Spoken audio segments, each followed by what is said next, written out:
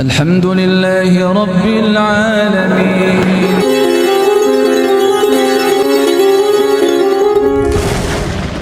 Seluruh kesalahan-kesalahannya, seluruh kekurangan-kekurangannya ini oleh Allah diupayakan diselesaikan di dunia.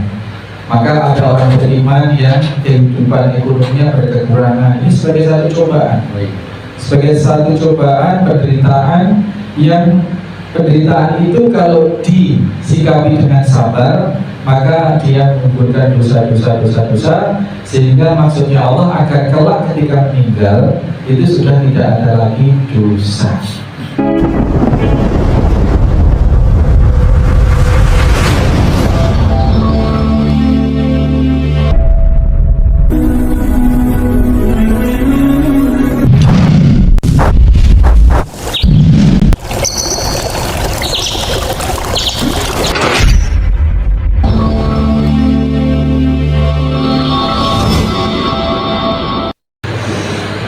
Bismillahirrahmanirrahim. Assalamualaikum warahmatullahi wabarakatuh. Waalaikumsalam warahmatullahi wabarakatuh. Alhamdulillah. Nahmaduhu wa nasta'inuhu wa nastaghfiruh. Wa na'udzu billahi min shururi anfusina wa min sayyiati a'malina. May yahdihillahu fala mudilla lahu wa may yudlil fala hadiya lahu. Asyhadu an la ilaha illallah wahdahu la syarika lah. Asyhadu anna Muhammadan abduhu wa rasuluhu la nabiyya ba'dah. Allahumma shalli wa sallim wa barik ala Muhammadin wa ala alihi wa sahbihi wa mawala. Para sepuh, para hadirin hadirat, bapak-bapak, ibu-ibu, saudara-saudari, adik-adik semua, anak-anak semua, rahimani wa rahimakumullah. Rasul saja yang sudah diampuni dosa-dosanya sebelum dan sesudah itu ibadahnya sedemikian kencang dikarenakan bersyukur kepada Allah Subhanahu wa ta'ala. Maka jangan sampai, tadi sudah kita sampaikan, jangan sampai terdetik anggapan dosa yang dilakukan oleh Rasul dan para sahabat itu seperti dosa-dosa kita, jauh panggang dari api, ya. Kemudian dosa yang dimaksud yang dilakukan oleh Nabi dan para sahabat itu bukan dosa-dosa melakukan keburukan-keburukan, tapi sebatas merasa kurang bersyukur. Merasa kurang bersyukur itu bagi Nabi SAW dan para sahabat adalah sudah merupakan satu dosa. Maka dalam rangka agar tidak berdosa, maka beliau memperbanyak rasa syukur. Bahkan tidak hanya bersyukur, tetapi mengupayakan pengakuan dari Allah sebagai abadan syakur, sebagai hamba yang lihai, yang pandai di dalam bersyukur, sampai-sampai seperti itu. Jadi orang yang diberi nikmat, semakin diberi nikmat, maka kewajiban bersyukurnya semakin besar. Semakin diberi kekayaan, maka kewajibannya untuk menyalurkan kekayaan itu yang fardu adalah berzakat mal, itu juga semakin besar ukurannya itu. Harta semakin banyak, kewajiban zakatnya semakin besar, 2,5%. Maka sering kita ibaratkan kalau dokter spesialis yang penghasilannya 30 juta per bulan misalkan, atau 100 juta atau berapa, itu berinfak 100.000 setiap Jumat di masjid, di kota amal masjid, dibanding dengan tukang beca yang sehari-hari hanya memperoleh, dalam tanda kutip ya, hanya memperoleh penghasilan 100.000 misalkan atau kurang dari itu, tetapi setiap Jumat dia memasukkan 10.000 di kota amal. Ini insya Allah nilainya di hadapan Allah kalau sama-sama ikhlas ini jauh lebih besar dari jauh lebih besar yang tukang becak dari yang dokter spesialis.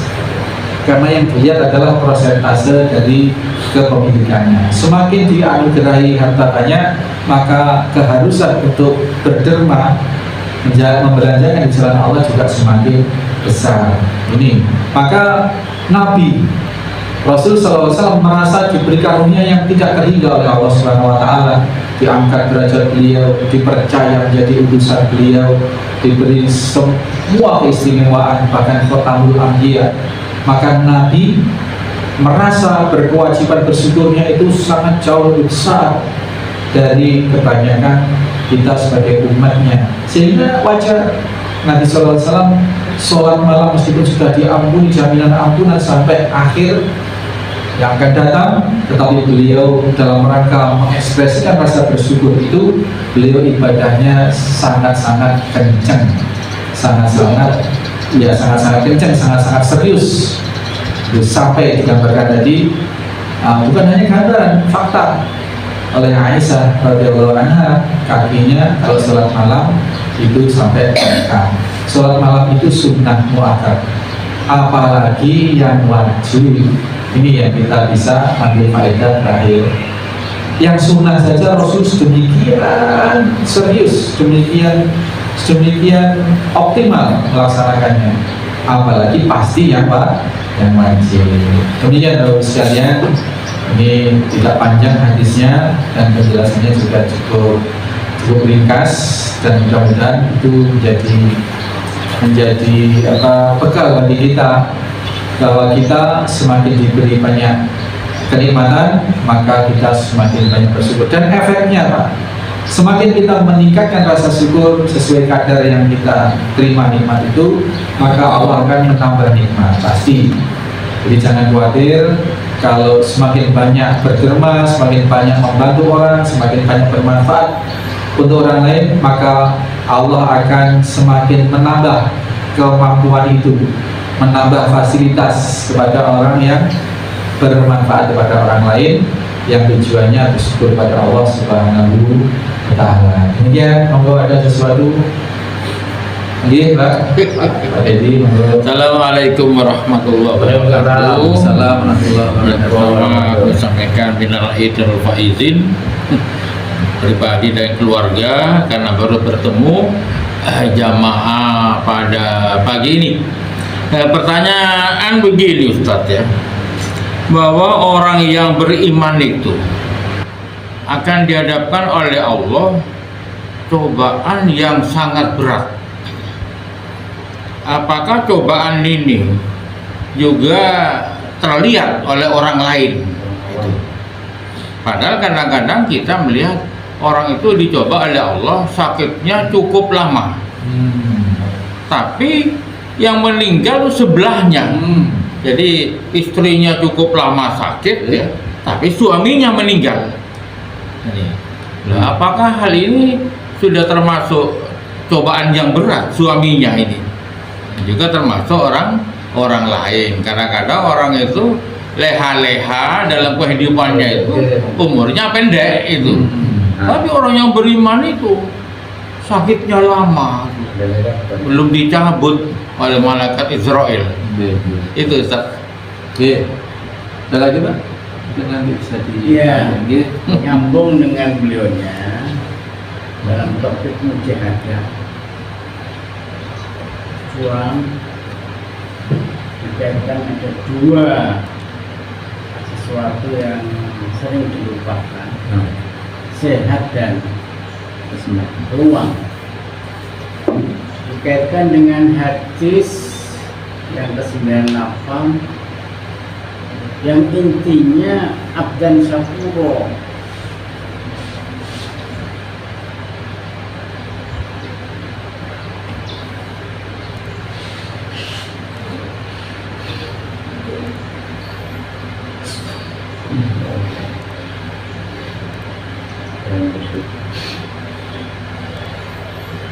rasanya pekalu sekali pada Rasulullah. Kita bapak-bapak panjang sekali.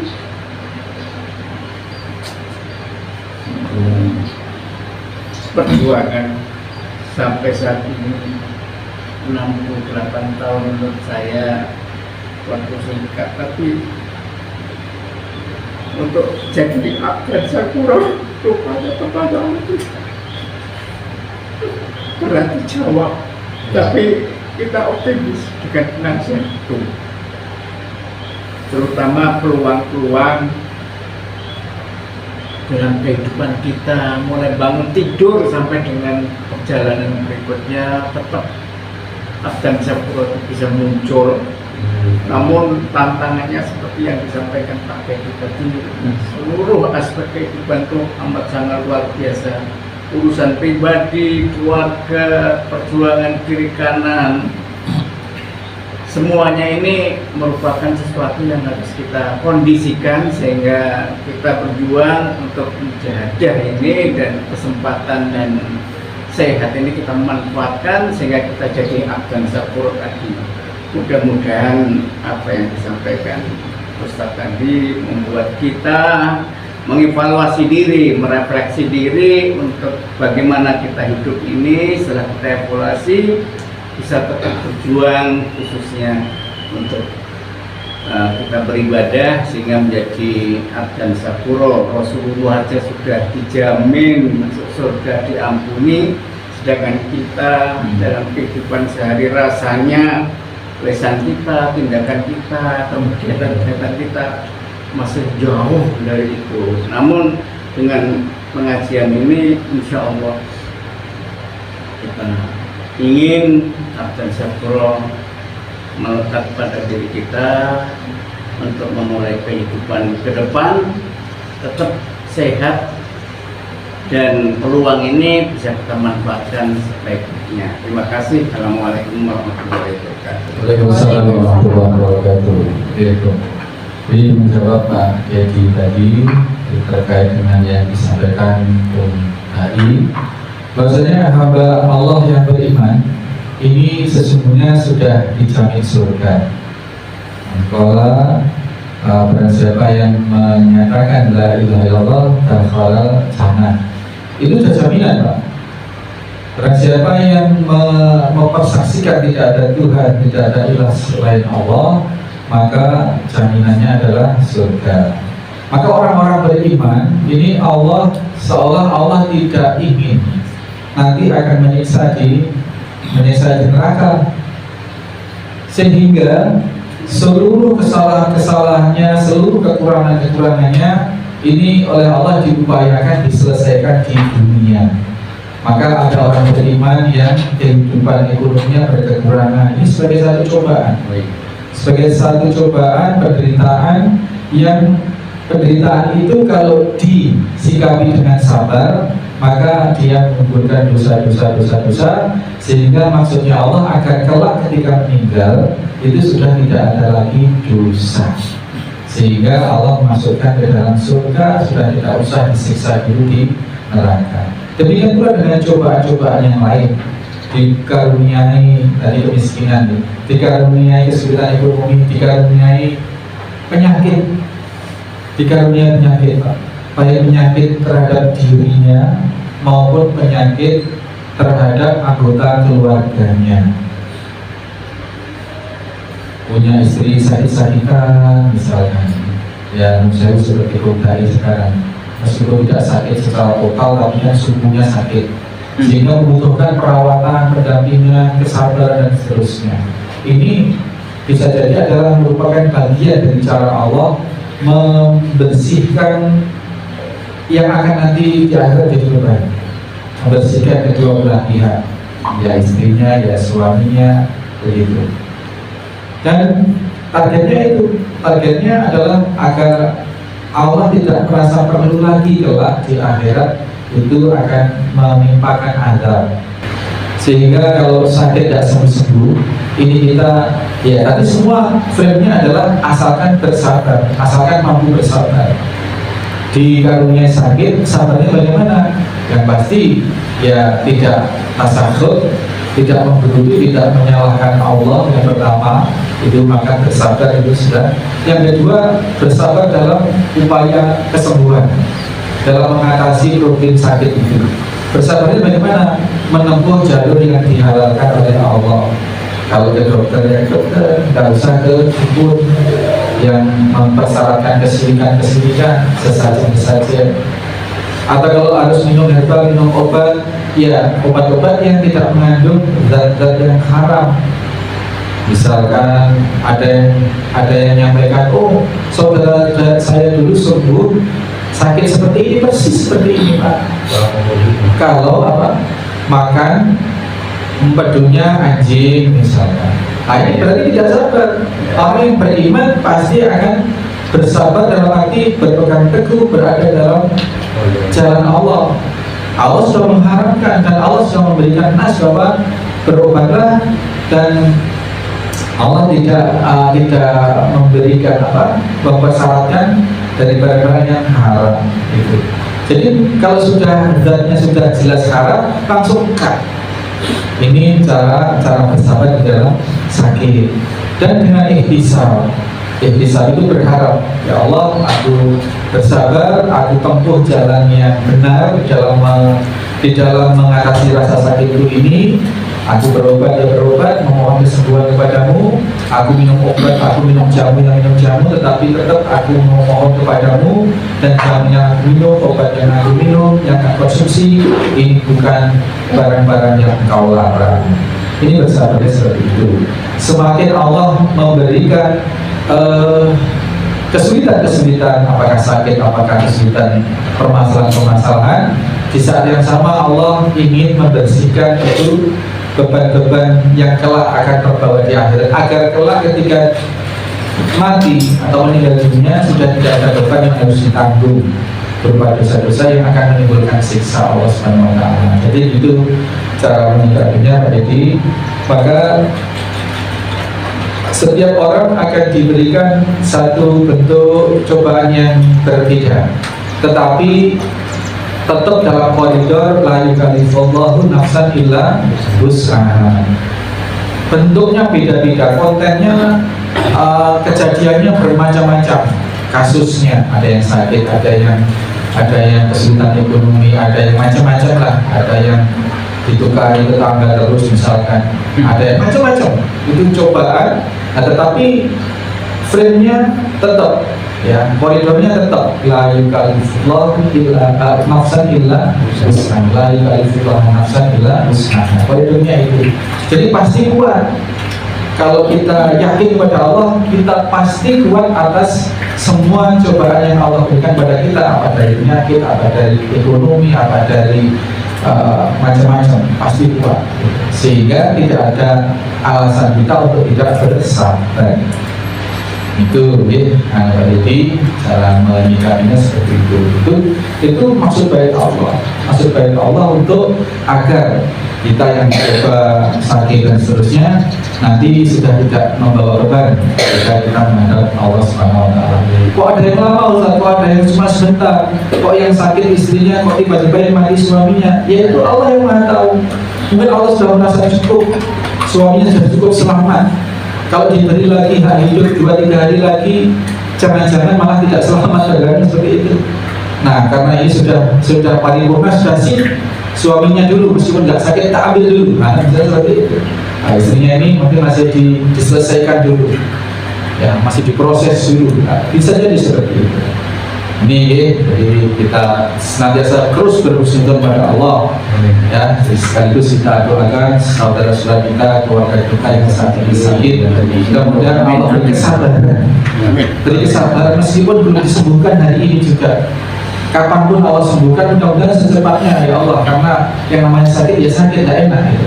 Tetapi kapanpun sembuhnya, tetap sebelum sembuh itu Allah beri kesabaran. Termasuk jamaah kita yang sekarang hadir ini sakit vertigo dan seterusnya yang cukup mengganggu kenyamanan, tetapi mudah-mudahan Allah segera angkat penyakitnya. Kayak kita doakan bareng-bareng sama santri-santri penghafal Al-Quran, secara khusus kita rupiahkan air, mudah-mudahan nanti dibawa pulang sembuh nih insyaallah. Dengan terus dipupuk kesabarannya dari doanya kepada Allah, pasti penyakit itu akan membawa kebaikan dunia akhirat.